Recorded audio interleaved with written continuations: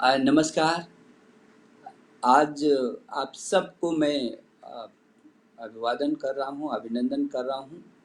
आज इस मुलाकात का नाम हमारा आचार्य देवो भव, और सभी आचार्यगण को मैं एक बार बहुत आंतरिक हृदय से, विनम्र भाव से आप सबका मैं अभिनंदन कर रहा हूँ। क्योंकि पीछे के समय में सभी लोगों से लगातार मेरी बातचीत होती रही है। मैंने अभिभावक गण से भी सीधा चर्चा की है, तो छात्रों से भी मेरा सीधा संवाद हुआ है। मैंने देश के लगभग सभी शिक्षा मंत्रियों से भी बातचीत की है। शिक्षा सचिव, शिक्षा निदेशकों से भी बात की है।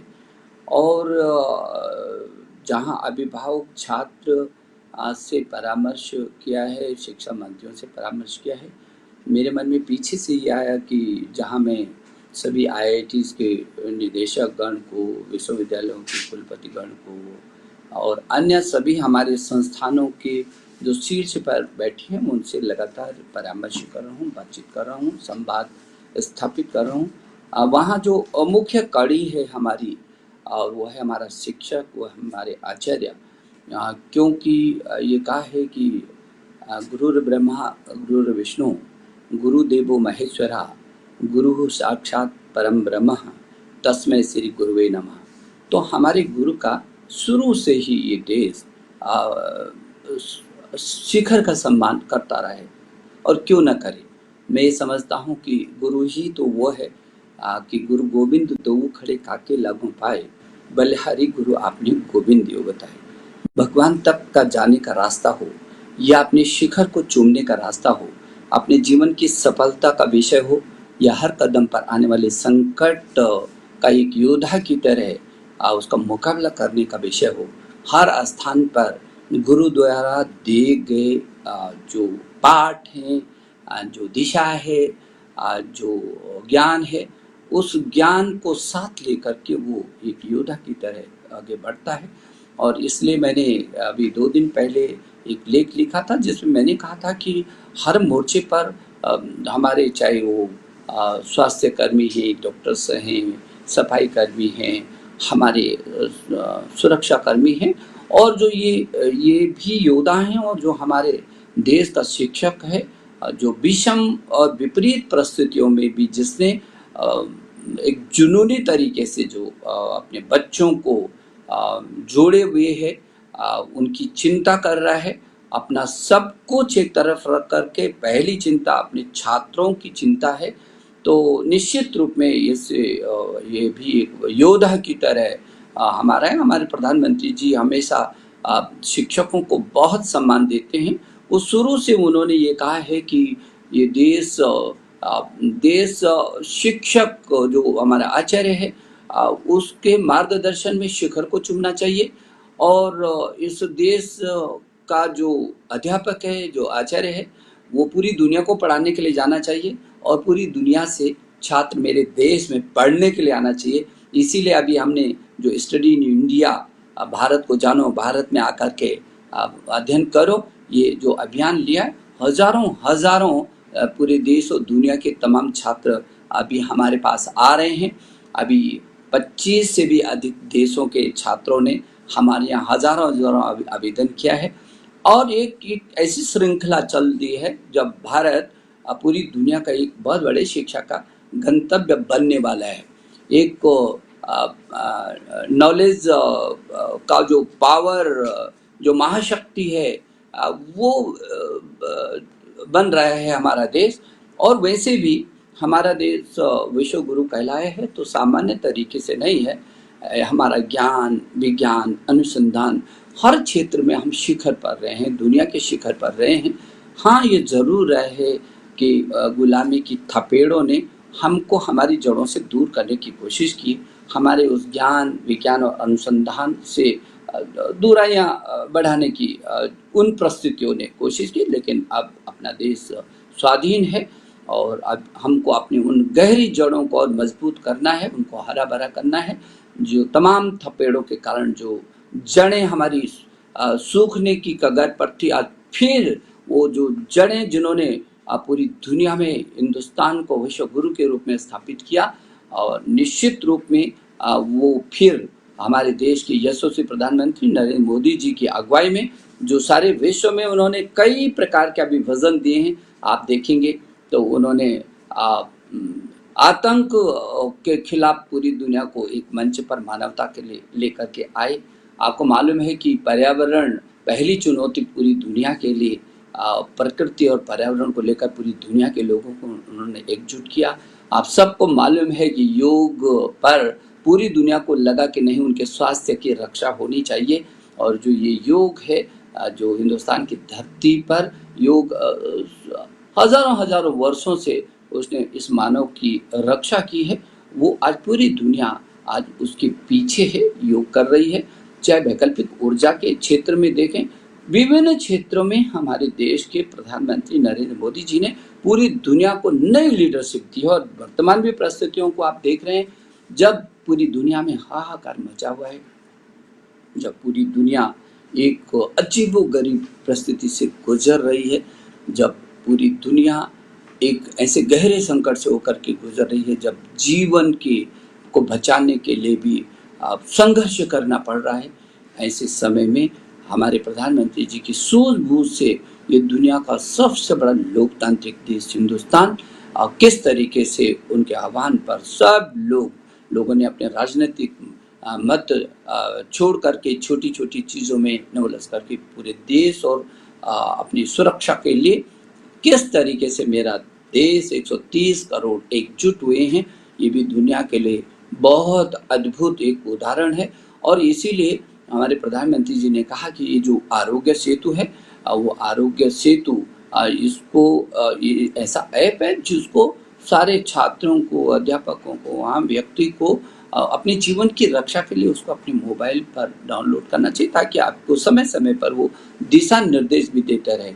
मैं ये कह रहा था कि ये जो आचार्य देवोभव हमारे जो आचार्य हैं, आज जो मेरे मन में ये विचार आया था कि आप सबसे बातचीत हुई है तो अध्यापक गण से भी मैं बात करूं, क्योंकि इस बीच जब मैंने लगातार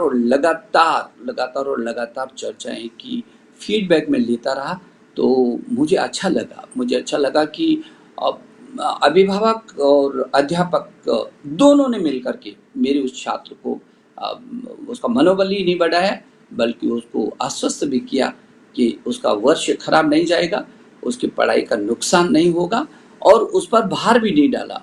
वो मुक्त तरीके से बिना किसी मानसिक दबाव के उसको आपने विभिन्न माध्यमों से, मुझे मालूम है जब मैं विभिन्न प्रदेशों की समीक्षा कर रहा था तो मुझे अच्छा लग रहा था कि अध्यापकों ने किस किस माध्यम से जो दूरस्थ क्षेत्र में भी बच्चे हैं उन तक वो कैसे पहुंच सकते हैं, अद्भुत तरीके से काम किया।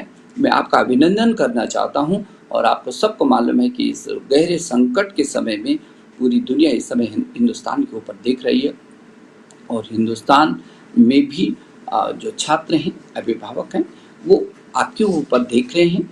और आपने भी एक योद्धा की तरह इस मोर्चे को संभाला है। इतना बड़ा शिक्षा का तंत्र है, 1000 से अधिक विश्वविद्यालय जहाँ हूँ, 45,000 से अधिक जहाँ डिग्री कॉलेज हूँ, जहाँ 1 करोड़ से अधिक अध्यापकगण हूँ, और इतना ही नहीं, जहाँ 15 लाख से अधिक स्कूल हूँ, और अमेरिका की कुल जितनी आबादी है उस आबादी से भी अधिक जिस देश में छात्र छात्राएं हों, 33 करोड़ से भी अधिक, इतना बड़ा व्याप है ये देश। इतना बड़े देश को एक परिवार की तरह संभालना, इसमें ये जो बीज का सेतु का काम कर रहे हैं, मार्गदर्शन का काम कर रहे हैं, वो मेरे अध्यापक गण हैं। और बहुत ताकत के साथ आप जुटे हुए हैं विषम परिस्थितियों में, और आपके पास चाहे सब संसाधन नहीं है, फिर भी आप लगातार करते जा रहे हैं, और मुझे बहुत अच्छा लग रहा है। हमारे देश के प्रधानमंत्री जी ने जब पीछे के समय में कहा कि मेरे नौजवानों को कोई अनुसंधान करना चाहिए ऐसे समय में, और हमारे कुछ सभी शिक्षण संस्थाएं, चाहे हमारे IIT हो, हमारे NIT हो, हमारे IIIT हो, हमारे आईसर हो, हमारे IIM हो, जितने भी हमारे शीर्ष संस्थान, हमारे विश्वविद्यालय हैं, वो तमाम प्रकार के जो हमारे उच्च शैक्षणिक संस्थान है, अनुसंधान संस्थान है, उन सब लोगों ने एक से बढ़ कर के एक, छात्रों ने और आप सब अध्यापकगण ने नए नए अनुसंधान किए, नई नई चीज़ें। और अभी हमारे प्रधानमंत्री जी ने उनका उल्लेख किया कि जो हमारे देश में था ही नहीं, इस कोरोना की महामारी के बीच भी हम लोगों ने उन चीज़ों को अनुसंधान किया, शोध किया और उसका उत्पादन किया। मेरे पास मैंने एक युक्ति पोर्टल, जब मुझे लगा कि मेरे विभिन्न संस्थान बहुत अच्छा काम कर रहे हैं, तो मैंने एक युक्ति पोर्टल करके बनाया और मैंने अनुरोध किया कि जितने भी मेरे शीर्ष संस्थानों के छात्र छात्राएं और प्राध्यापक जो भी अनुसंधान कर रहे हैं वर्तमान परिस्थितियों में, उसकी किस सीमा तक क्या उपयोगिता हो सकती है, उसको आप युक्ति पोर्टल पर डालें। मुझे कहते हुए बहुत खुशी होती है कि अद्भुत काम हमारे संस्थान कर रहे हैं और वो उसको समय समय पर मैंने आप लोगों से बांटने की भी कोशिश की है, एक दूसरे से और देश के लोगों से भी बांटने की कोशिश की है। तो मैं ये समझता हूँ कि चाहे वो अनुसंधान के क्षेत्र में हो, चाहे ऑनलाइन पढ़ाई, अब अचानक हमारे सामने ये परिस्थिति आई और बच्चे घर में कैद हो गए, स्वाभाविक ही है। ऐसी परिस्थितियों में उसकी जीवन की रक्षा हमारी पहली प्राथमिकता थी।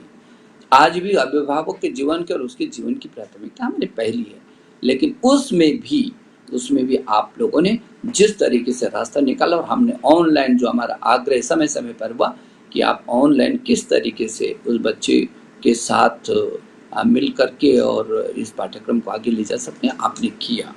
और मुझे खुशी है इस बात की कि अभी पीछे के दिनों में हमने काफ़ी नियुक्तियाँ की हैं। यदि आप देखेंगे तो केंद्रीय विद्यालय में हम लोगों ने 8,240 तो केंद्रीय विद्यालय में किए हैं, 2,370 से भी अधिक नवोदय विद्यालय में किए हैं और भारत सरकार के जितने बड़े संस्थान से 12,000 से भी अधिक उसमें हम लोगों ने नियुक्ति की है। और मैं समय समय पर राज्यों से भी अनुरोध करता रहा हूँ, क्योंकि शिक्षा का ये एक ऐसा क्षेत्र है जब बहुत ज़रूरी है कि वो सभी रिक्त पदों को भरें।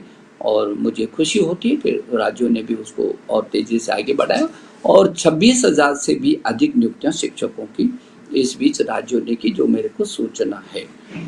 तो नियुक्तियों के क्षेत्र में भी हमने काम किया है और ऑनलाइन कैसे करके हो सके वो हम लोग चिंतित रहें। और जहाँ तक शिक्षा के क्षेत्र में शिक्षकों के प्रशिक्षण का, क्योंकि बहुत सारे सवाल भी आए हैं और अभी हम चर्चा भी करेंगे, लेकिन शिक्षकों के प्रशिक्षण की दिशा में भी देखें तो हमने निष्ठा किया है। ये निष्ठा स्कूली शिक्षा अध्यापक के प्रशिक्षण का दुनिया में सबसे बड़ा ये योजना है। 42 लाख से भी अधिक शिक्षकों का प्रशिक्षण हम लोग कर रहे हैं और लाखों शिक्षक प्रशिक्षित हो गए हैं हमारे NCERT के मार्गदर्शन में। वो नीचे तक ब्लॉक स्तर तक में जा कर के और शिक्षकों को प्रशिक्षित किया जा रहा है। ऐसे ही यदि आप देखेंगे दीक्षा जो हमारा पोर्टल है उस पर भी प्रशिक्षण की बहुत सारी विधाओं को हमने डाला है।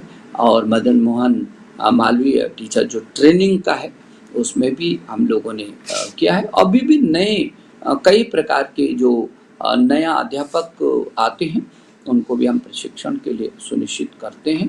तो यदि आपको लगेगा कि जो नई योजनाएं हैं, स्वयं है, स्वयं प्रभा है, दीक्षा है, ई पाठशाला है, NDL है, हम तमाम जो वर्तमान परिस्थितियाँ हैं उसका मुकाबला करने के लिए हम ऑनलाइन शिक्षा को इस समय लाए हैं, जिसकी बहुत ज़रूरत थी और उसमें आपका बहुत अच्छा सहयोग और मार्गदर्शन मिला है। मैं जानता हूँ कि शिक्षक की कितनी कठिनाई होती है, क्योंकि मैं भी शिक्षक रहा हूँ और यदि मैं शिक्षक रहा हूँ आप समझ सकते हैं। और मैं छोटी स्कूल से लेकर के और मैंने उस का दर्शन किया है, उस अध्यापन का भी दर्शन किया है, तो छात्र का भी दर्शन किया है, तो उसके अभिभावक का भी दर्शन किया है। कोई भी देश यदि बढ़ सकता है, उड़ सकता है, शिखर को चूम सकता है, तो केवल और केवल उसकी शिक्षा है। और शिक्षा केवल अंक ज्ञान और अक्षर ज्ञान नहीं हो सकता है। शिक्षा व्यावहारिक रूप में जो उसके अंदर उसको योद्धा बना सके, उसके मानवीय मूल्यों को और उसकी संवेदना को जिंदा रख करके हर क्षेत्र में उसको शिखर तक पहुंचा सके। और वो रास्ता तय करने का काम केवल एक शिक्षक कर सकता है। इसमें किसी प्रकार का कोई दोहरा मत किसी का हो ही नहीं सकता है, और इसलिए शिक्षक का शीर्ष स्थान हमेशा रहा है। मैं इस अवसर पर एक बार फिर आप सबका अभिनंदन करता हूँ, और मैं सोचता हूँ कि बहुत सारे बिंदु हैं, और यदि कुछ बातें होंगी तो हम परामर्श चर्चा भी कर लेंगे। लेकिन अभी आप कुछ पूछना चाहेंगे तो मैं सोचता हूँ कि कुछ संवाद भी कर लेंगे तो ज़्यादा अच्छा होगा। जी हाँ, रेशु जैन जी, क्या पूछ रहे हैं? आपने कहा कि मूल्यांकन के लिए घर पर सीबीएसई की प्रतियां दी जा रही हैं, और उसी समय 4 घंटे से अधिक ऑनलाइन शिक्षण के साथ दैनिक रिपोर्ट भी जमा करनी है। ऐसे में संबंधित पेपर का मूल्यांकन करने के लिए कहाँ समय बचा है?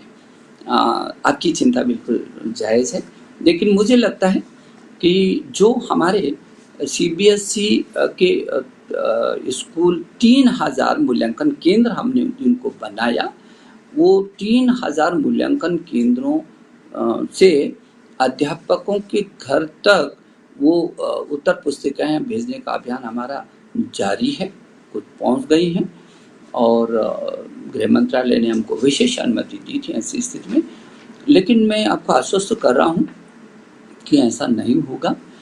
जिन अध्यापकों के पास वो उत्तर पुस्तिकाएं जो जांचने के लिए जा रही हैं, उनको ये पाठ्यक्रम डे टू डे उनको तैयार करना और उसकी मूल्य उसको करके रिपोर्ट करना, वो उनके लिए उसकी छूट है। यदि ऐसा कोई टीचर्स होंगे तो ज़रूर आप बताएंगे, ताकि यदि गलती से ऐसा हो रहा होगा तो उसके सीबीएसई ने वैसे भी निर्देश जारी किए हैं, लेकिन यदि कुछ ऐसा हो रहा होगा तो ज़रूर करके आप बताएंगे। मैं ये भी कहना चाहता हूँ कि सीबीएसई का जो बचे हुए जो हाई स्कूल और इंटर के पेपर्स हैं, हाई स्कूल तो लगभग सभी प्रदेशों में हो गए, दिल्ली को छोड़ करके। दिल्ली भी कुछ क्षेत्र में जहाँ कुछ ऐसी परिस्थितियाँ आ गई थी, वहाँ कुछ पेपर छोड़ करके जो शेष परीक्षाएं हैं वो हम लोगों ने निश्चित किए हैं कि 1 जुलाई से 15 जुलाई के बीच हम उन परीक्षाओं को करेंगे। और इस बीच ये जो हमारी उत्तर पुस्तिकाएं हैं उनके भी जांचने का क्रम शुरू होगा। जिस अध्यापक के पास जाएंगी और कितनी बार जाएंगी, क्या जाएंगी, एक निश्चित एक प्रक्रिया के तहत हो रहा है। 50 दिन में हम उनका पूरा मूल्यांकन भी करेंगे, और जो परीक्षाएं शेष रही हैं उसकी परीक्षा करके फिर उसका भी रिजल्ट जल्दी से जल्दी घोषित करेंगे। और मुझे भरोसा है कि आप सब लोग अपने घरों में उन पुस्तिकाओं का जांच करना आपने शुरू भी कर दिया होगा। बालाजी, डॉक्टर बालाजी नई दिल्ली से, लॉकडाउन से पहले अनुसंधान के लिए मंत्रालय द्वारा क्या कदम उठाए गए और लॉकडाउन के बाद अनुसंधान कैसे किया जाएगा? डॉक्टर बालाजी, मुझे लगता है कि आपने कहा कि अनुसंधान की जहाँ तक आपने बात की, तो अनुसंधान के क्षेत्र में जिस तरीके से हम लोगों ने काम किया वो अपने में बहुत बड़ी बात है। शोध और अनुसंधान के पहले यदि आप देखेंगे तो हमारे देश में अनुसंधान के दिशा में अब तेजी से काम हो रहा है, क्योंकि बाकी तो सब पार्ट हमारा मजबूत था, लेकिन अनुसंधान का थोड़ा सा अभी उसमें कमी थी। और इसलिए हमारे प्रधानमंत्री जी ने तुरंत सबसे पहले ये निर्णय लिया था कि प्रधानमंत्री रिसर्च फेलोशिप सुनिश्चित करो, और वो तेजी से बढ़ा। उसमें पहले तो केवल आईआईटीज के छात्र थे, फिर अभी हम लोगों ने विश्वविद्यालय और तमाम संस्थानों को भी उससे जोड़ दिया है। ये एक छात्र उसको शोध अनुसंधान करने के लिए उसको पर्याप्त धनराशि दी जाती है, और वो बहुत बड़ी संख्या में इस समय उसमें भी शोध अनुसंधान हो रहा है। जो स्टार्स है, स्टार्स जो हमारी योजना है उसमें सभी विज्ञान क्षेत्र के जो पारस्परिक शोध हैं, वो विज्ञान क्षेत्र के पारस्परिक शोध हो रहे हैं, बहुत अच्छे तरीके से कर रहे हैं और बहुत तेजी से हो रहे हैं। हमने अभी हाल में 141 परियोजनाओं को सुनिश्चित किया, प्रस्तावों को सुनिश्चित किया। उसमें भी देश बहुत अच्छा काम कर रहे हैं, छात्र बहुत अच्छा काम कर रहे हैं। इम्प्रेस, इम्प्रिंट, अब इम्प्रेस में सामाजिक विज्ञान के क्षेत्र में इसमें 740 के लगभग परियोजनाओं को हमने स्वीकृत किया है, जिसमें अनुसंधान हो रहा है। और मुझे लगता है कि जो इम्प्रिंट है, इम्प्रिंट में जो तकनीकी शिक्षा और उस क्षेत्र के तमाम, चाहे इम्प्रेस है, इम्प्रिंट है और स्टार्स है, स्पार्क है। स्पार्क में भी आपको मालूम है कि स्पार्क में हम लोग दुनिया के लगभग 25 से अधिक देशों के 127 शीर्ष विश्वविद्यालयों के साथ पारस्परिक अनुसंधान कर रहे हैं। और इतना ही नहीं, स्ट्राइड में जो अंतर विषयी जो शोध है, वो इस अंतर विषयी शोध भी हमने सुनिश्चित किया है। एक विभाग दूसरे विभाग के साथ, क्योंकि कुछ इनके पास है तो उनके पास नहीं, जो उनके पास हो इनके पास नहीं है, तो ये जो नॉलेज है आपस में बांट करके कुछ नई चीज़ कैसे पैदा की जा सकती है, और बहुत अच्छे उसके रिजल्ट आ रहे हैं। और इसलिए स्ट्राइड जैसा जो अंतर विषयी है सामाजिक विज्ञान विषयों में, और लगभग बहुत सारे संस्थान इसको कर रहे हैं, इस अनुसंधान को हम आगे बढ़ाएंगे। और स्टार्स में जो वैज्ञानिक क्षेत्र में, स्ट्राइड जो सामाजिक क्षेत्र विज्ञान के क्षेत्र में, तो ये सभी जो योजनाएं हैं, हमारी परियोजनाएं हैं, बहुत तेज़ी से काम कर रही हैं। और आपको तो मालूम है कि आप केवल हमने जहाँ मैंने कहा कि स्पार्क के तहत पूरी दुनिया में हम लोग आपस में कर रहे हैं, वहाँ आपको मालूम है कि हैकाथॉन जो है हम लोगों ने किया था, और तमाम दुनिया के देशों से अब एक गतिविधि हम अपनी प्रतिभाओं को और उभारने के लिए जो स्मार्ट इंडिया हैकाथॉन किया था। और हांगकांग के साथ भी हमने उस हैकाथॉन को किया था, जिसको प्रधानमंत्री जी ने चेन्नई में उद्घाटन किया था। उसका भी बहुत अच्छी तरीके से हो रहा है। और अब तो आपको ये जानकर के खुशी होगी कि हमारा जो शोध और अनुसंधान का है वो बहुत ताकत के साथ बढ़ रहा है। और आसियान देशों के 1000 से भी अधिक बच्चे इस समय हमारे देश के अंदर शोध करने के लिए MOU हुआ है उनके साथ। तो ये छोटी बात नहीं है, हमारा देश अब अनुसंधान शोध के क्षेत्र में बहुत तेजी से आगे बढ़ रहा है। जी अजय जी, उत्तराखंड। PhD छात्रों के शोध कार्य और मूल्यांकन में प्रौद्योगिकी के उपयोग की योजनाओं के बारे में मार्गदर्शन करें। PhD के छात्रों को जो शोध करने का, जो PhD के छात्र जो अनुसंधान कर रहे हैं, आपको तो सब मालूम है कि ये जो PhD के जो छात्र शोध कर रहे हैं, इनके लिए ई शोध सिंधु के तहत देखिए ई जर्नल्स 31,35,000 से भी अधिक ये ई जर्नल्स हम लोगों के पास हैं। ई पुस्तक 2 लाख हिट्स जो है, ई पुस्तक अलग हैं, पर्याप्त हैं। और विद्वान जो हमारी योजना है उसके तहत भी मुझे लगता है 2,74,551 ये जो संग्रहित हमारे पास सामग्री है जो शोध में आपके पूरे काम आ सकती है। शोध गंगा में 2,60,000 थीसिस हैं। और मुझे लगता है कि पीछे के समय में मैं देख रहा था कि ये शोध गंगा के तहत जो छात्रों ने और लोगों ने उसको देखा, 85,14,760 कल तक 85,14,760 से भी अधिक लोगों ने उसका उपयोग किया है। तो आप बहुत अच्छे तरीके से कर सकते हैं। और विद्वान में जो आपको मालूम है कि जो विशेषज्ञों का जो पूरा एक जगह संग्रहित विवरण है, 47,000 से भी अधिक इन विषय विशेषज्ञों का विवरण आपको उस पर मिलता है। और एनडीएल के बारे में तो आप जानते ही हैं, 4 करोड़ से भी अधिक ऐसी वस्तु सामग्री जिसमें वीडियो हैं, ऑडियो हैं, जिसमें पेपर्स हैं, विभिन्न स्रोतों से, और लगभग मुझे लगता है कि 300 से भी अधिक भाषाओं में देश और दुनिया की पर्याप्त सामग्री आपके पास है। तो मुझे भरोसा है कि आप इसको करेंगे, इसको देखेंगे। जो भी शोध छात्र हैं वो शोध गंगा को देखेंगे, ई सिंधु शोध को देखेंगे, और इसको यदि आप देखेंगे तो आपको पर्याप्त सामग्री भी मिलेगी और आपको ये नहीं लगेगा कि ऐसी वर्तमान परिस्थितियों में आप क्या करें। जी, मध्य प्रदेश से संभव जैन जी। महोदय, कृपया लॉकडाउन के बाद स्कूल खोलने के बारे में अपनी रणनीति बताएं। अभी तो मुझे लगता है कि जो परिस्थितियां हैं देश और दुनिया में, कब तक हम लोग बहुत सामान्य स्थिति में आएंगे अभी तो कुछ कहना मुश्किल है आगे।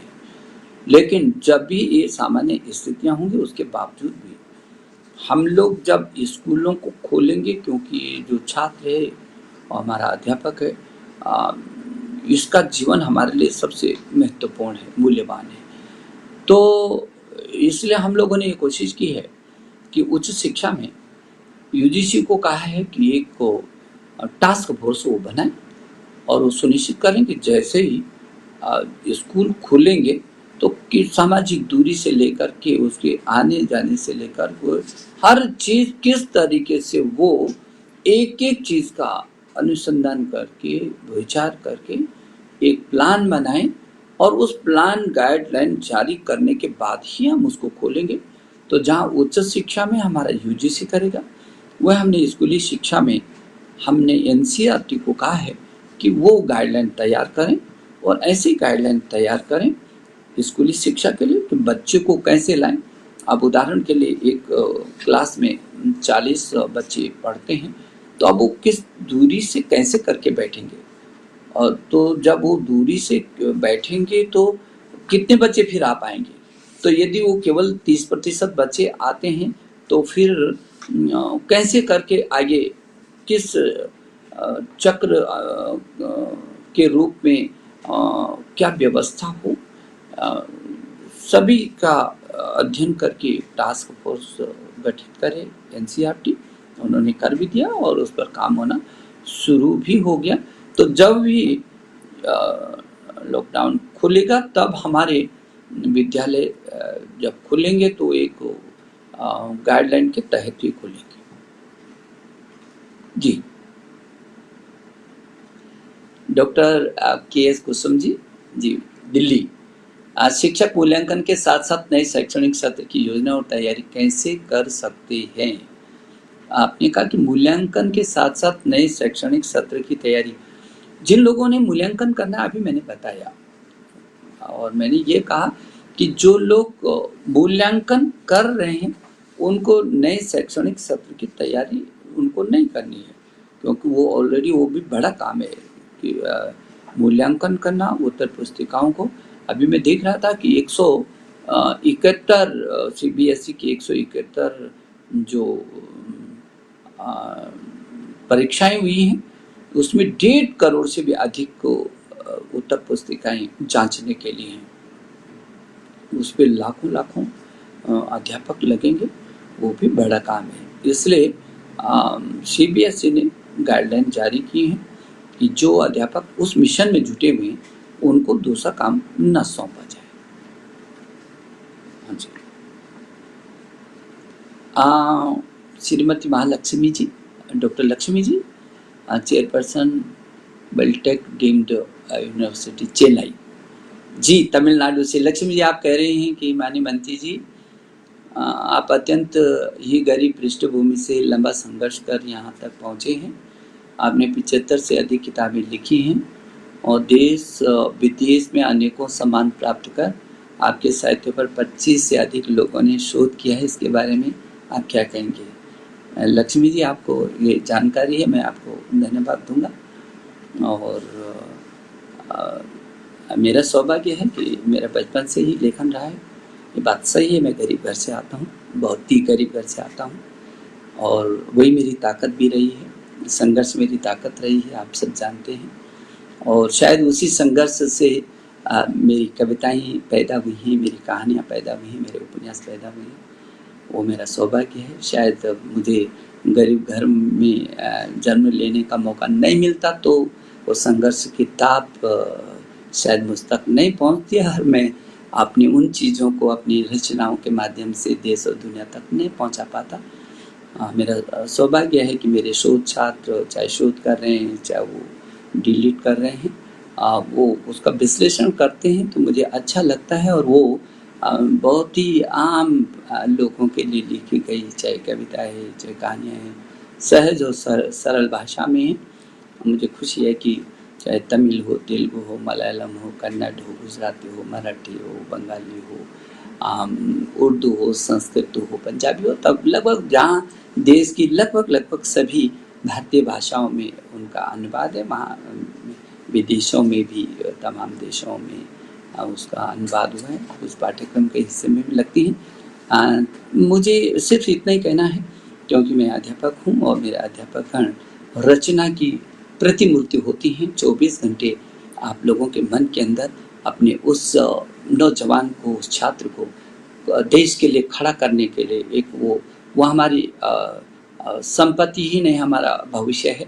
और जब आपके मन मस्तिष्क में रचना चलती है तब आप उस तक पहुँचते हैं।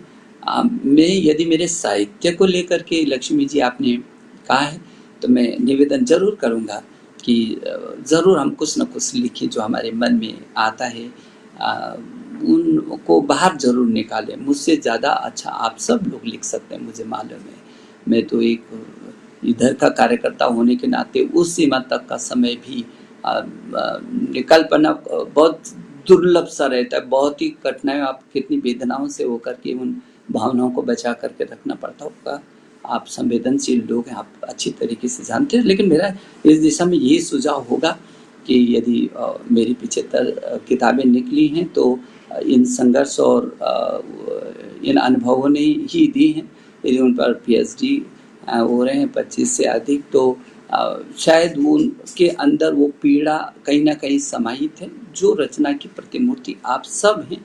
और इसीलिए मैं आपको बहुत सम्मान देता हूँ। मेरे जीवन में अध्यापक का बहुत सम्मान है। मैं बहुत ताकत के साथ ये कह सकता हूँ कि अध्यापक जो चाहे कर सकता है, और इसलिए आप योद्धा हैं और उस भारत के हैं जिस भारत को सारी दुनिया ने एतद् देश प्रसुत सकाशाधक जन्मना स्वम स्वम चरित्रम शिक्षण पृथ्व्याम सर्वमानवा, ये कह करके पूरी दुनिया के लोगों ने उस भारत को सिर आंखों पर रखा है। और हमारा विचार भी कभी कमजोर नहीं रहा है।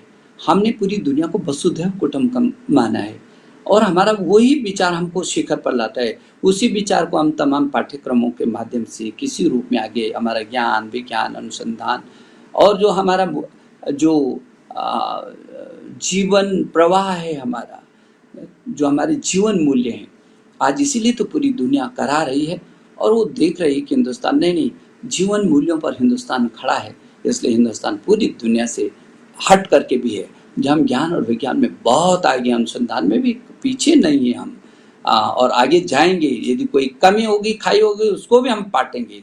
प्रौद्योगिकी के क्षेत्र में भी मैं देखता हूँ, मैं दुनिया के सारे देशों को देख रहा हूँ। अभी पीछे के दिनों में पेरिस में जो हमारे यूनेस्को का सभी दुनिया के देशों के शिक्षा मंत्रीगण आए थे, 2 दिन का, वो हमारा 2-3 दिन का था। अद्भुत, जब हमने अपने देश के बारे में चर्चा की तो सभी लोगों में उत्सुकता है। और जो लोग ये सोचते हैं कि विदेशों में पढ़ाई के लिए जा रहे हैं, पढ़ाई हमारे देश में बहुत अच्छी है। यदि हमारे देश में पढ़ाई का स्तर अच्छा नहीं होता तो आज दुनिया की शीर्ष कंपनियों के जो CEO हैं, शीर्ष स्थानों पर बैठे रहने वाले लोग हैं, वो तो हमारे यहाँ से पढ़ कर के गए हैं। वो इस बात को पुष्ट करता है, प्रमाणित करता है। और इसलिए ये सब आप अध्यापक गण का है। ये सब आप अध्यापक गण ने जिस तरीके से आपने इस पीढ़ी को खड़ा किया है, मुझे गर्व होता है आप पर कि यदि कोई कमी होगी तो उसको भी हम पाटेंगे और पाट करके फिर उसी भारत के वैभव को और ज्ञान, विज्ञान, अनुसंधान और प्रौद्योगिकी के क्षेत्र में निश्चित आगे बढ़ाएंगे। लक्ष्मी जी, आपने मेरे साहित्य को इतनी निकटता से देखा, मैं हृदय की गहराइयों से आपका अभिनंदन कर रहा हूँ। महाराष्ट्र से अरुण जी, अरुण कुमार देशमुख जी, हम प्राथमिक और उच्चतर शिक्षा के लिए अपने डिजिटल बुनियादी ढांचे को कैसे मजबूत कर सकते हैं? क्या हमें कोविड-19 के प्रकोप को एक अवसर के रूप में नहीं लेना चाहिए? ज़रूर लेना चाहिए अरुण जी। अरुण जी, जो आपका कहना है बिल्कुल सही है और आपकी बात से मैं सहमत हूँ। आपकी बात से मैं सहमत हूँ कि विपरीत और विषम परिस्थितियों को हमको बिल्कुल नए अवसरों के रूप में लेना चाहिए और इस दिशा में हमारे देश के प्रधानमंत्री हमारी प्रेरणा का सबसे बड़ा आधार है। हमारे प्रधानमंत्री जी ने विषम विपरीत परिस्थितियों में भी उसको नएपन के साथ और एक जैसे एक योद्धा होता है कि हर मुकाबला करके उसको भी उस कठिनाई में भी जीत हासिल करने का जो रहा है, सभी से हम सबसे उन्होंने आग्रह किया है कि ये जो कोविड है ये भले ही बड़े दुखदायी है, पूरी दुनिया इस संकट से गुजर रही है और हम भी अछूते नहीं हैं, लेकिन इन अवसरों को हम ये संकटों को अवसरों में हम तब्दील कर रहे हैं, इन अवसरों को पकड़ करके आगे बढ़ाएं। और इसीलिए आपने देखा है कि जो आपने स्वयं ही कहा है कि डिजिटल के दुनिया में हम लोग कैसे स्थापित हो सकते हैं। हम लोग कभी सोचते भी नहीं थे कि हम अचानक ऐसी परिस्थिति आएगी और हमको अपने बच्चे को पूरे देश को ऑनलाइन पर लाना पड़ेगा। लेकिन मुझे ये कहते हुए बहुत संतोष है कि आप जैसे लोगों ने, सारे अध्यापकगण ने हमारा मनोबल बढ़ाया और जो सामग्री हमारे पास थी, हमारे पास दीक्षा में 80,000 से भी अधिक पाठ्यक्रम थे। हमारे पास ई पाठशाला में हजारों लाखों पाठ्य सामग्री है। हमारे पास स्वयं पर हजारों लाखों पाठ्य सामग्री स्कूली शिक्षा से लेकर उच्च शिक्षा, तकनीकी शिक्षा तक है। हमारे पास स्वयं प्रभा जो 32 चैनल है हमारे डीटीएच पर चलते हैं और 24 घंटे हैं, उसको भी हम लोग और तेजी से आगे बढ़ा रहे हैं। पीछे के दिनों में मैंने 12 सितंबर 2019 को सीबीएसई के एक कार्यक्रम में मैंने अनुरोध किया था पूरे देश के लोगों से, जो आप शिक्षाविद हैं, अध्यापकगण हैं और कुछ कंपनियों के लोग और कुछ विशेषज्ञों से मैंने कहा था कि आप ऐसी परिस्थिति यदि कभी आती है कि हमको तत्कालीन ऑनलाइन पर जाने की ज़रूरत कभी पड़ती है तो आप विद्यादान करिए। आप उन पाठ्यक्रमों को किस आकर्षक तरीके से आप हमारे बच्चों तक हम आपके उस सामग्री को पहुंचा सकते हैं। यदि आप में कुछ अलग से हट करके आप सोचते हैं, कुछ करने का है आपके मन में, तो आप हमको भेजिए। मुझे इस बात को कहते हुए खुशी है कि लगभग 9,000 से भी अधिक हमको पाठ्य सामग्री मिली, बहुत ही आकर्षक मिली, विभिन्न भाषाओं में मिली और उसको हमने अपने दीक्षा पोर्टल पर डालने की कोशिश की। मुझे ये भी कहते हुए खुशी है कि तमाम जो राज्य हैं उन्होंने भी अपनी आकर्षक सामग्री अपनी ही भाषा में बना करके और दीक्षा पोर्टल पर डाला है। बहुत सारे राज्य, और जब मैं शिक्षा मंत्रियों को मिलता हूँ और चर्चा करता हूँ, उनके शिक्षा सचिवों से बातचीत करता हूँ, तो मुझे खुशी होती है। तो हम लोगों ने इस जो कठिनाई के क्षण हैं, ये जो चुनौती के क्षण हैं, इनको टोटल जो आपका मन है, आपके मन के अनुरूप इनको अवसरों में तब्दील करने की हम पूरी कोशिश कर रहे हैं और इसमें आप लोगों का बहुत बड़ा योगदान है, इसलिए मैं फिर आपका अभिनंदन कर रहा हूँ। लेकिन हाँ, हम डिजिटल के इस युग में निश्चित रूप में हम इसको और स्थायित्व करेंगे और आगे बढ़ाने की कोशिश करेंगे, लेकिन आप ही के माध्यम से करेंगे। जी, कंदर्प उपास जी, जी उपास जी, आप बताइए क्या कहना चाह रहे हैं। ऑनलाइन शिक्षा के विस्तार के मामले में, संसाधनों के मामले में हमारे शहरी क्षेत्र ग्रामीण क्षेत्रों की अपेक्षा अधिक संसाधन युक्त रहेंगे। ग्रामीण परिवेश में संसाधनों के अभाव में शैक्षणिक स्तर पर विपरीत प्रभाव पड़ने की संभावना है और ग्रामीण और शहरी क्षेत्रों के बीच इस फर्क को आप कैसे दूर करेंगे। मुझे लगता है उपास जी, जो आपकी चिंता है वो जायज़ है और आपकी चिंता ये भी है कि मेरे दूरस्थ क्षेत्र में जो बैठे रहने वाला बच्चा है उसके पास ठीक है स्मार्ट टेलीफोन नहीं हो सकता है, उसके पास और इंटरनेट की सुविधा भी नहीं हो सकती है, तो उस कठिनाई से होकर गुजर रहा है तो वो कैसे करके उसको पाटेगा। लेकिन मुझे ये कहते हुए आपको खुशी हो रही है कि ये भक्त ऐसा है जब एक ही प्लेटफॉर्म पर सब आकर के खड़े हो गए और गरीब का बच्चा भी और अमीर का बच्चा भी। आप जैसे अध्यापकगण ने उस खाई को पाट दिया है।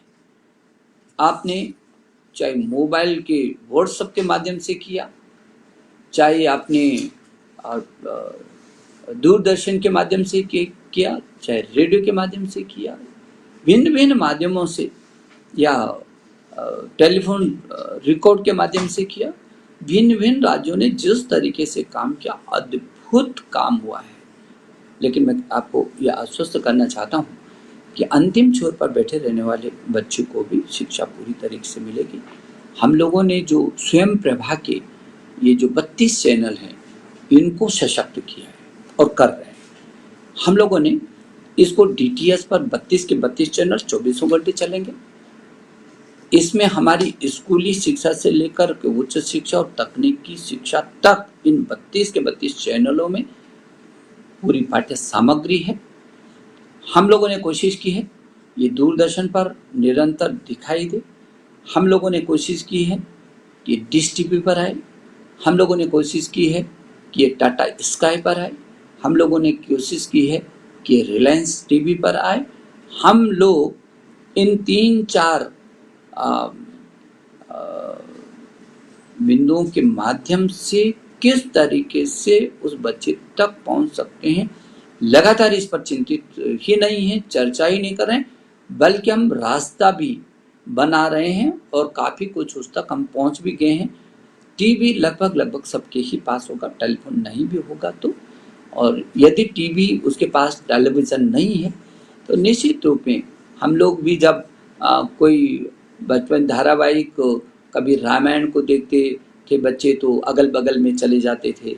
अभी भी कोई बड़ा अच्छा धारावाहिक आता है तो यदि बच्चों किसी के घर के पास नहीं है टेलीविज़न तो बगल में चला जाता। और मुझे भरोसा है कि ये देश संवेदनशील लोगों का देश है।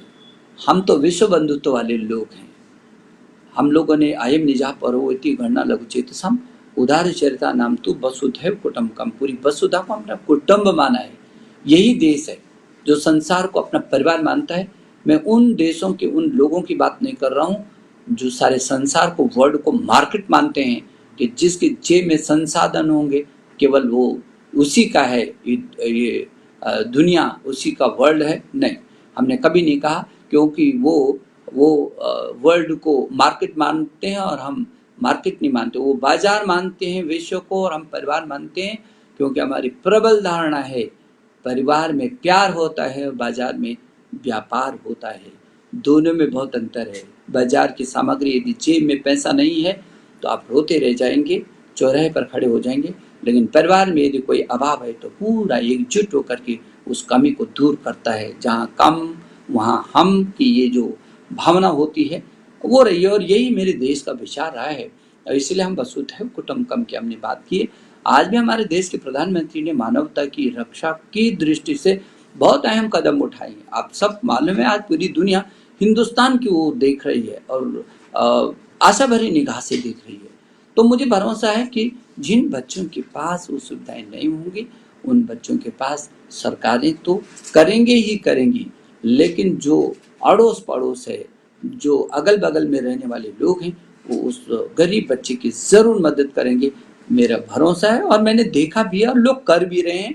जब आज की परिस्थितियों में जिस तरीके से वातावरण बना है, किस तरीके से पूरा देश एकजुट होकर के और निकला हुआ है लोगों की मदद के लिए, अपने प्राणों की भी चिंता ना करके लोगों की मदद में आ गया। ये है देश, ये हमारा देश है। तो मुझे भरोसा है कि वो बच्चा भी अच्छी शिक्षा पा सकेगा। जी। प्रोफेसर डॉक्टर शाहिद रसूल कश्मीर से। जी शाहिद जी, उच्चतर शिक्षा के क्षेत्र के लिए बुनियादी ढांचे के विकास के लिए सरकार द्वारा क्या कदम उठाए जा रहे हैं? बुनियादी ढांचा और उच्चतर शिक्षा के लिए जो बुनियादी ढांचे की आपने शायद जी बात की है, आपको मालूम है कि ये बात सही है। जैसे मैंने अभी कहा था कि 1000 विश्वविद्यालय हैं, 45,000 डिग्री कॉलेज हैं, 15-16 लाख स्कूल है। कितना बड़ा व्याप है पूरी दुनिया में, तो इसको सुन करके ही लोग हाथ पर रह जाते हैं। तो उस गांव से लेकर के शहर तक ये जो इन संस्थानों के, चाहे स्कूल है चाहे उच्च शिक्षण संस्थान है, किस तरीके से इनकी अवस्थापनाओं का विकास हो सकता है, क्योंकि अवस्थापनाएं यदि विकसित होंगी तो बहुत तेज़ी से हम अपने हित को पूरा कर सकते हैं।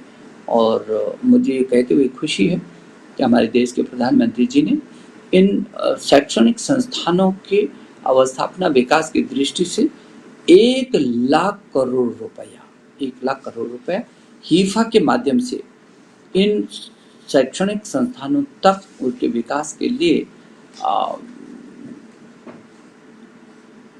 कई प्रकार की योजनाओं के माध्यम से ये इतनी बड़ी परियोजना की स्वीकृति हमको दी है। ये 2017 से 2022 तक हम लोग 1,00,000 करोड़ रुपए की इन अवस्थापनाओं को विकसित करेंगे। और अभी तक 47,000 करोड़ रुपए का हम लोगों ने स्वीकृति दी है संस्थानों को,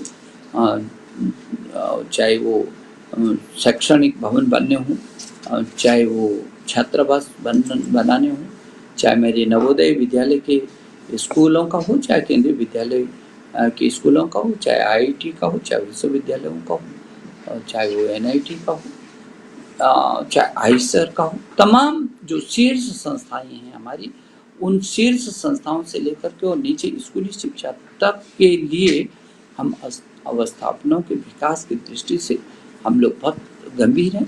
और मुझे भरोसा है कि हम धीरे धीरे इस देश का जो शैक्षणिक वातावरण है और जो उसकी स्थापना है उसको और मजबूत करने में सफल होंगे। जी।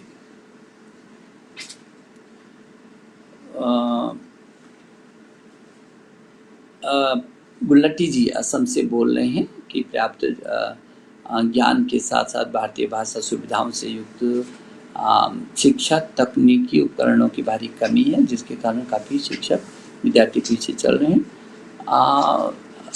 पर्याप्त ज्ञान के साथ साथ भारतीय भाषाओं से सुविधा युक्त शिक्षा, तो मुझे लगता है कि प्रोफेसर सरकार जी बोल रहे हैं गुवाहाटी से। सरकार जी, मुझे लगता है कि जो भाषाओं का है, हम लोगों ने जितने भी ऑनलाइन अभी किया है वो लगभग दीक्षा पर देश की लगभग 15 भाषाओं में इसको हमने किया है। और भाषाओं की समृद्धता बहुत ज़रूरी है, उसमें तकनीकी ज्ञान से लेकर के और अनुसंधान तक किस तरीके से हो सकता है, क्योंकि इस बात को लेकर के मेरा मत हमेशा रहा है कि निश्चित रूप में जब तक वो अपनी भाषा में उसको शिक्षा नहीं मिलती है तब तक जो अंदर का संपूर्ण जो उसका ज्ञान है वो निकल करके नहीं आता। और ये भाषाविदों का भी और वैज्ञानिकों का भी ये मत लगभग रहा है। इसलिए हम लोगों ने कोशिश की कि स्वयं पर लगभग 10 भाषाओं में हम वो पाठ्यक्रम सामग्री देंगे। हम लोगों ने जो स्वयं प्रभा है इसको भी देश की जो भारतीय भाषाएं हैं उन भाषाओं में किस तरीके से ये हम अपने बच्चे को शिक्षा दे सकते हैं। और जो ई पाठशाला है और जो दीक्षा है, इन दोनों पर जो भारतीय भाषाएं हैं, उन भारतीय भाषाओं में कैसे करके इसको देंगे, ये हमारी चिंता है। और मुझे भरोसा है कि आपको निकट भविष्य में इसके अच्छे परिणाम दिखाई देंगे। अजमेर सिंह जी, मल्लिक, कुरुक्षेत्र, हरियाणा। कई शिक्षकों को अपने शैक्षणिक कर्तव्यों को पूरा करने के लिए प्रौद्योगिकी के उपयोग करने के लिए प्रशिक्षित नहीं किया गया है, इसलिए ऑनलाइन शिक्षण और मूल्यांकन में वह अचानक बदलाव शिक्षकों के लिए कठिन दायित्व लग रहा है। तथापि वर्तमान स्थिति से निपटने के लिए शिक्षकों को प्रशिक्षित करने के लिए क्या प्रबंध किए जा रहे हैं? हरियाणा से, कुरुक्षेत्र से अजमेर जी। अजमेर जी, जो आपका चिंता है बिल्कुल सही है, क्योंकि शायद आपको भी पता नहीं रहा होगा, छात्र को भी पता नहीं रहा होगा, और अभिभावकों को भी पता नहीं रहा होगा, और हमको भी पता नहीं था कि अचानक ऐसी परिस्थिति आ जाएंगी। लेकिन इन अचानक आई हुई परिस्थितियों में भी आप जैसे सब अध्यापकगण ने उस चुनौती को स्वीकार किया और उसका मुकाबला करने के लिए कैसे भी करके रास्ता निकालना शुरू किया। लेकिन मैं आपको कहना चाहता हूँ कि हम लोगों ने इसको लगातार प्रशिक्षण का पहले से भी विषय बनाया। जैसे मैंने कहा कि निष्ठा दुनिया का सबसे बड़ा ऐसा कार्यक्रम है अध्यापक प्रशिक्षण का, जिसमें हम 42 लाख अध्यापकों को प्रशिक्षित करेंगे, और वो लगातार अभियान है। उसमें ये भी विषय है, ऑनलाइन शिक्षा का भी विषय, कि किस तरीके से करें। और अभी हमारे एनसीईआरटी ने किस तरीके से आप दीक्षा पोर्टल पर उसको उपयोग करें और स्वयं प्रभा का किस तरीके से उपयोग करें, ये करना शुरू कर दिया। आपको मिल भी रहा होगा अब समय समय पर कि एनसीईआरटी ने वो किस तरीके से जो पाठ्यक्रम हमने उस पोर्टल पर रखा हुआ है उसको किस तरीके से संचालित किया जा सकता है, ये एनसीईआरटी कर रहा है। हमने अर्पित करके उच्च शिक्षा में, जहाँ स्कूली शिक्षा में हमने निष्ठा को किया, वही उच्च शिक्षा में हमने अर्पित को किया। अब जो ये अर्पित है और मदन मोहन मालवीय, जो अभी मैंने ट्रेनिंग सेंटर की बात की है, उनके माध्यम से हम लगातार अध्यापकों के प्रशिक्षण की दिशा में गंभीरता और गहराई से उस पर आगे बढ़ रहे हैं, प्रशिक्षण दे रहे हैं। और इतना ही नहीं, तो हम लोगों ने लीप प्रोग्राम भी बनाया है। लीप प्रोग्राम का मतलब है कि जो लोग प्रिंसिपल हैं, कोई डायरेक्टर हैं, वीसीज हैं, जो नेतृत्व कर रहे हैं सीधे, वो जो नेतृत्व बड़े परिवार का कर रहे हैं, वो उनको उनकी जो क्षमता है, जो प्रशासनिक क्षमता है, जो मैनेजमेंट की क्षमता है, वो उनके अंदर की वो कैसे विकसित हो सकती है, उसके लिए लीप प्रोग्राम बनाया है, लीडरशिप प्रोग्राम, कि कैसे करके लीडरशिप के जो चीज़ें कोई कमी है तो कैसे करके उसको प्रभावी तरीके से आगे बढ़ाया जा सकता है। तो उस कमी को दूर करने के लिए, नेतृत्व की क्षमताओं को विकास करने के लिए हमने लीप प्रोग्राम भी बनाया है। और लगातार ये जो अध्यापकों के प्रशिक्षण का है, वो लगातार ये कार्यक्रम हमारा जारी रहेगा। और आपको मैं भरोसा दिला रहा हूँ कि इसमें कोई कमी नहीं आएगी, और आप सब लोग, हम लोग लगातार संवाद भी करते रहेंगे। तो कोई कभी कठिनाई होगी तो उस कठिनाई को भी हम दूर कर सकेंगे।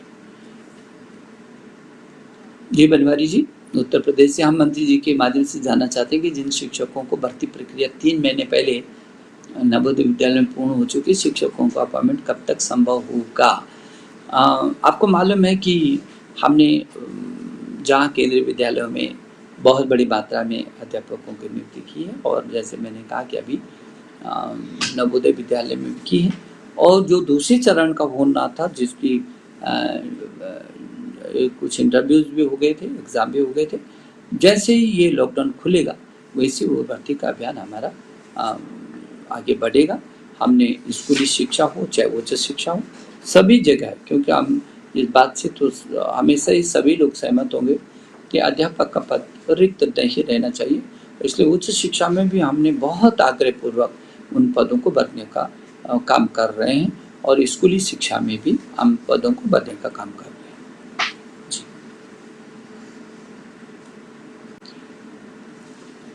राजस्थान से अमन जी। जी। मैं यूजीसी नेट परीक्षा का शिक्षक हूँ। कई छात्र जून 2020 की नेट परीक्षा की तिथि पूछ रहे हैं। मुझे लगता है कि जो नेट परीक्षा की आप पूछ रहे हैं उसको कल या परसों में हम उसको भी एक बार यूजीसी के साथ बैठक करके हम बहुत जल्दी आपको इन 2 दिनों के अंदर अंदर नेट की परीक्षा कब होगी उसको भी हम आपको अवगत करा देंगे। लेकिन आपकी चिंता जायज़ है और हम जल्दी से जल्दी आप तक इस सूचना को पहुंचाएंगे। जी। अंजलि जी पंजाब से। महोदय, क्या उचित सफाई प्रक्रिया के बारे में शिक्षकों को प्रशिक्षण देने की योजना है? आंगनबाड़ी कार्यकर्ताओं को प्रशिक्षित किया जाना है क्योंकि उसका बहुत छोटे बच्चों से निकटता का संपर्क है। ठीक बात है अंजलि जी, जो हमारा समग्र शिक्षा का है उस समग्र शिक्षा में हम लोग इस सब के साथ इस पर भी ध्यान देते हैं, लेकिन अब वर्तमान में ऐसी परिस्थितियों में मुझे लगता है कि निश्चित रूप में इस पर ज़्यादा ध्यान केंद्रित करने की हमको ज़रूरत है और इसलिए अभी हम लोगों ने गाइडलाइन जारी की हैं और ये कहा है कि आंगनबाड़ी हो वहाँ से भी, उस विभाग से भी जारी हो रहे हैं और हमारे शिक्षा विभाग से भी जारी हो रहे हैं कि किस तरीके से सफाई की व्यवस्था रखी जाए और भविष्य में किस तरीके से होना है उसकी भी गाइडलाइन तैयार हो रही है और जल्दी से जल्दी हम उसको भी जारी कर देंगे। मीनू जी लुधियाना, शिक्षक के साथ जुड़े रहने के कदम उठाने के लिए बहुत बहुत धन्यवाद। कृपया प्राथमिक शिक्षकों के लिए कुछ प्रेरक बातें बताइए जो नई तकनीक में शामिल करने दिलचस्प सामग्री भरसक प्रयास करके अपनी वर्तमान में भूमिका को निभाएंगे।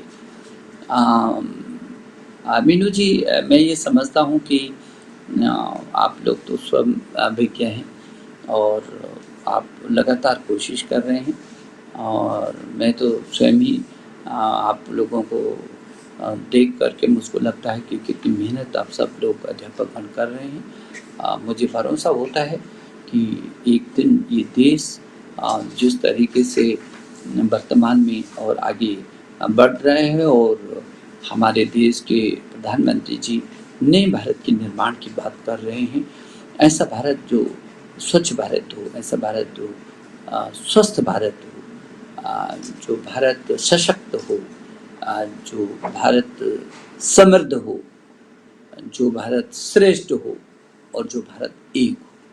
तो ऐसे भारत, नए भारत के निर्माण की जहाँ प्रधानमंत्री जी ने ये संकल्प लिया है, उनके मन में है, तो वो उसको सफल बनाने के लिए वो रास्ता भी आप हम सबके माध्यम से गुजरता है और जो make in India, digital India, skill India, startup, stand up, ये जो 3, 4, 5 सूत्र दिए हैं जिसके माध्यम से हम विश्व में अपने आर्थिकी को भी बहुत मजबूत कर सकते हैं और हम अपने को साबित कर सकते हैं कि हाँ, हमारे पास कौशल है, हमारे पास प्रतिभा है, हमारे पास विजन भी है और हम उसको मिशन में तब्दील करके उसको आगे बढ़ाने का भी हमें दम है। निश्चित रूप में ये अवसर इस समय ऐसा आया है जब सबको एकजुट होकर के और इसको आगे बढ़ाने की ज़रूरत है। तो मुझे भरोसा है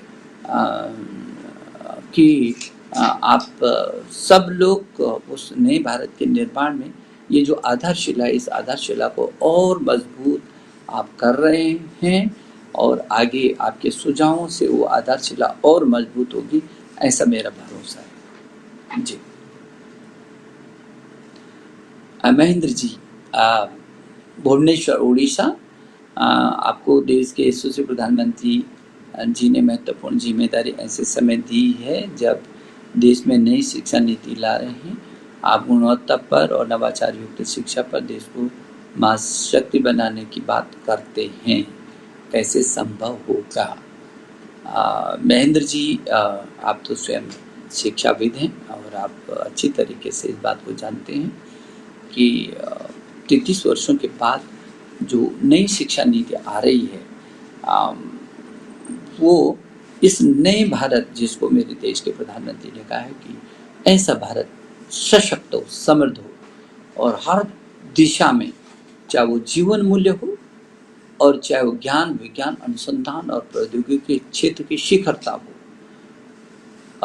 इस दिशा में हम अपने देश को किस शिखरता तक पहुंचा सकते हैं, उसका माध्यम तो हमेशा शिक्षा ही होता है। और इसलिए जो ये नई शिक्षा नीति आएगी, जिसका मसौदा लगभग तैयार है, और ये नई शिक्षा नीति भी शायद दुनिया का सबसे बड़ा नवाचार का उदाहरण होगा, जो करोड़ों करोड़ों लोगों तक गया, जिसमें छात्र, अभिभावक, विशेषज्ञ, एनजीओ, जनप्रतिनिधि, सरकार, हर क्षेत्र के लोगों से परामर्श हुआ, यहाँ तक कि ग्राम समितियों तक, लगभग 1.25 लाख से भी अधिक ग्राम समितियों तक इसका परामर्श हुआ। और इसलिए ये ज्ञान विज्ञान अनुसंधान प्रौद्योगिकी से युक्त भारत केंद्रित होगी, क्योंकि भारत को महाशक्ति के रूप में उभरना है, ज्ञान की महाशक्ति के रूप में उभरना है, तो निश्चित रूप में भारत जिन चीज़ों के लिए शिखर पर रहा है दुनिया में, उन चीज़ों को साथ लेकर के ज्ञान और विज्ञान और अनुसंधान और प्रौद्योगिकी को लेकर के निश्चित रूप में हम पूरी दुनिया में सफलता हासिल कर सकते हैं। और मेरा भरोसा है कि निश्चित रूप में नई शिक्षा नीति, मेरे देश के प्रधानमंत्री जी के जो नए भारत के निर्माण की परिकल्पना है, जो उनका संकल्प है, ये नई शिक्षा नीति उसका आधार स्तंभ बनेगी, ऐसा मुझे पूरा भरोसा है जी। अभी कुछ बिहार के मैं देख रहा था कि कुछ छात्रों ने डीएल कुछ NIOS के द्वारा जो डिग्री दी गई उस पर भी विवाद के बारे में भी बहुत सारे लोगों के वो आ रहे हैं, और मैं उनको कहना चाहता हूँ कि इस दिशा में गवर्नमेंट ने निर्णय लिया है, और जो कोर्ट ने भी जो आदेश दिया है हम उसका सम्मान करेंगे और उस सम्मान से हटेंगे नहीं। हम छात्रों के भविष्य को और बनाना चाहते हैं, बढ़ाना चाहते हैं, और फिर आप तो अध्यापक हैं, आपको ज़रूर हम सम्मानित करते हैं।